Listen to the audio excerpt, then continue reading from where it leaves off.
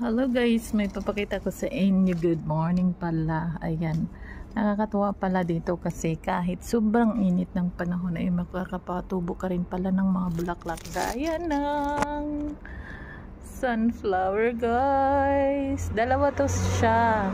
May nauna na before kaso maliit, hindi siya makatubo dito kasi hindi sila makatubo ng maayos kasi nga crowded and then meron din ako dito. Ayan,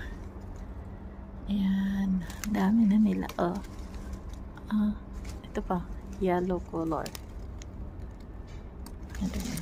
Ayan, ang ganda ng sunflower guys. Ganda niya. Tapos meron din akong ibang bulaklak dito, color pink. Ayan, gaganda nila, diba? Tapos itong bougainvillea di sa akin yan. And pang meron, may malunggay para sa pang tula-tula. Ayan, yung bougainvillea kay madam yan, di akin yan.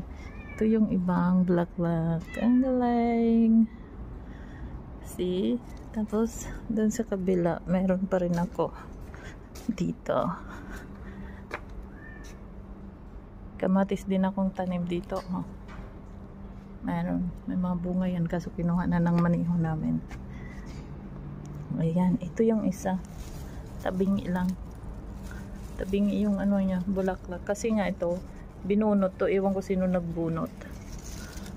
Malaki sana siya kaso tabingi pa yung tubo ng bulaklak niya. Pero ang galing, diba? Kala mo sobrang init ng lugar na to, makakapatubo ka pa rin pala ng mga bulaklak, no? Ayan yung mga bulaklak dito rin. Naastigan lang ako. Pati malunggay talaga yan. Dami kong tanim dito